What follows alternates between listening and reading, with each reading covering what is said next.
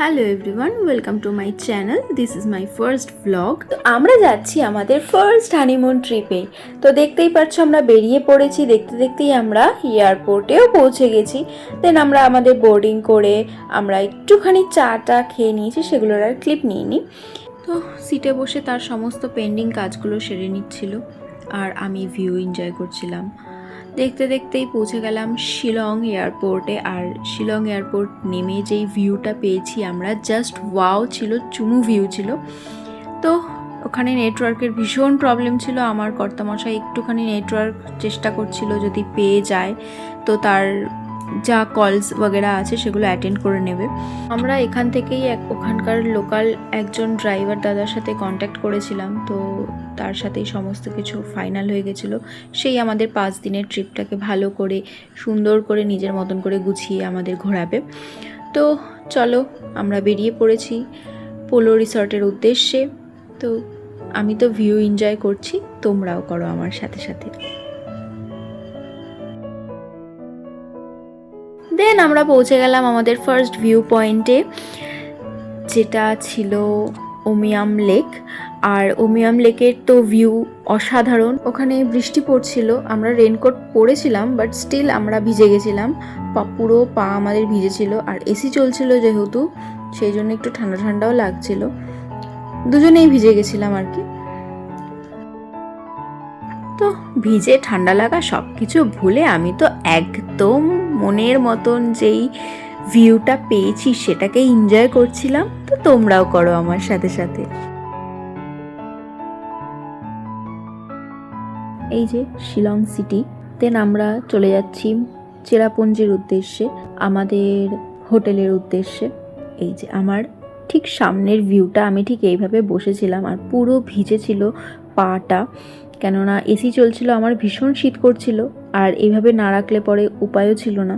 মুহূর্তে আমি একটা ভিডিও করি আর সেটার উদ্দেশ্যে আমার বরমাসের কিছু কথা। এই যে তুমি আমাকে নিয়ে এসে কমপ্লেন করলে যে আমি ফোনে কথা বলছিলাম, তুমি দেখলে যে সোলো ট্রিপ করতেছো তুমি, তোমার বক্তব্য অনুযায়ী। তো আজকে এই যে আম্বানি, যে নীতা আম্বানি একটা প্লেন গিফট করেছে, ঠিক আছে?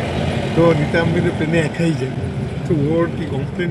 এত তো মানুষটার কাছে পয়সা আছে, ওকে সময় দিতে পারে? তাহলে এরকম জীবনের মজা কি? তুমি আমাকে প্লেন গিফট করো, আমিও কমপ্লেন রাখবো না। তুমিও আমাকে প্রত্যেকটা অকেশনে এরকম হিরে, জেভার, সোনা, তোমরা ইউনিক। এই কথাগুলো বলার মেন উদ্দেশ্য হচ্ছে, কিছুক্ষণ আগে সে একটা নিজের কাজ করতে করতে কিছু মিম দেখে আর সেটা নিয়ে আমাকে বলা।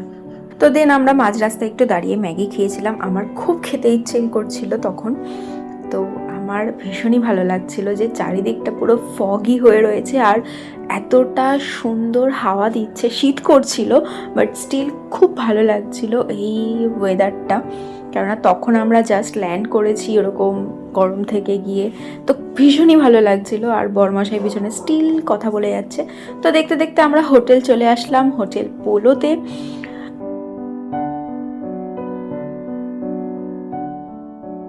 আমরা না ভীষণই এক্সাইটেড ছিলাম যেই ভিউটার জন্য আমরা এই পোলো রিসর্টটা বুক করেছিলাম, সেই ভিউটা কখন দেখতে পাবো, কখন আমরা আমাদের রুমে পৌঁছাবো। তো এই যে তোমাদের সাথে হালকা গ্লিমস শেয়ার করছি এই পোলো রিসর্টের।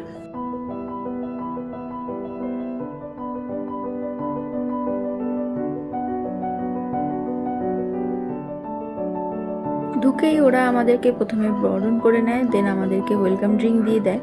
আমাদের আস্তে আস্তে সত্যি অনেকটা লেট হয়ে গেছিলো, তাই জন্য আর বেশি দেরি না করে আমরা রুমে চলে যাই। রুম থেকে চলে আসি একটু ফ্রেশ হয়ে নিচে। তো প্রথমে আমাদের এই রুমটা অন্য একটা রুম দিয়ে দিয়েছিল, যেটা আমরা দেখিনি বা দেখে বুক করিনি।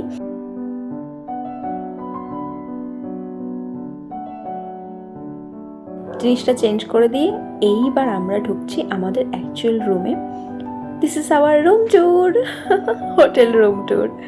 তো এই যে আমার ফেভারিট একটা প্লেস, যেখানে দাঁড়িয়ে আমি অলরেডি একটা রিলস আপলোড করে দিয়েছি।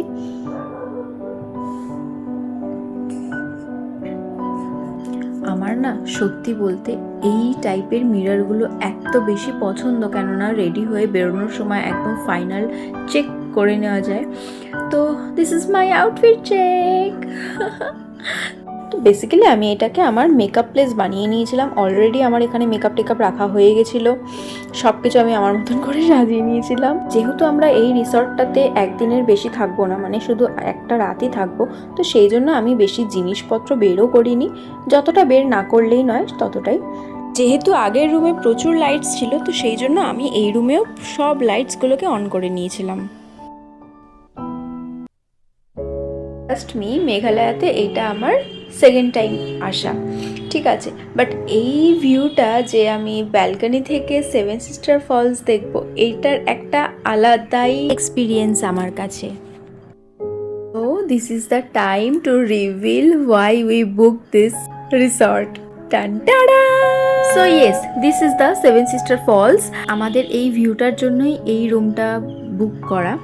আমরা চেষ্টা করেছিলাম 2 দিনের জন্য বা 3 দিনের জন্য নেওয়ার, কিন্তু পাইনি, আমরা আনফর্চুনেটলি পাইনি। ব্যালকনিতে একটা বাথটাব রয়েছে আর টি টেবিল রয়েছে, যেটাতে আমরা রাত্রেবেলাতে বসেও ছিলাম, তবে বেশিক্ষণ বসতে পারিনি, প্রচণ্ড পরিমাণে পোকামাকড় ছিল এখানে। তো আমরা ভিউটার মজা নিচ্ছিলাম, আর সত্যি বলতে এটা অসম্ভব সুন্দর লাগছিল। তার একটাই কারণ, এই যে মেঘগুলো, রাতে যখন আমরা বসেছিলাম ব্যালকনিতে তখন যেন মনে হচ্ছিল এই মেঘগুলো আমাদের কাছেই চলে আসছে। একটুখানি ফ্রেশ হয়ে বেরিয়ে পড়লাম, যেহেতু আমরা লাঞ্চ কোথাও করতে পারিনি, তো আমরা চেষ্টা করলাম যে একটু স্ন্যাক্স কিছু খেয়ে দেন ডিনারটা করে নেওয়ার। তো দেখতেই পাচ্ছ এখানে 6:10 বাজে আর চারিদিকটা এরকম ফগি হয়ে রয়েছে। তো আমরা চলে গেলাম একটুখানি সুইমিং পুলের সাইডটাতে, যেইখানে এইরকম ভিউ। রুমে যেহেতু একদমই টাওয়ার ছিল না, তো আমার কর্তামশাই এখানে এসেই নিজের বাকি পেন্ডিং ওয়ার্কগুলোকে কমপ্লিট করে নিচ্ছিল, নিজের কলস যেগুলো বাকি ছিল সেগুলোকে অ্যাটেন্ড করে নিচ্ছিল।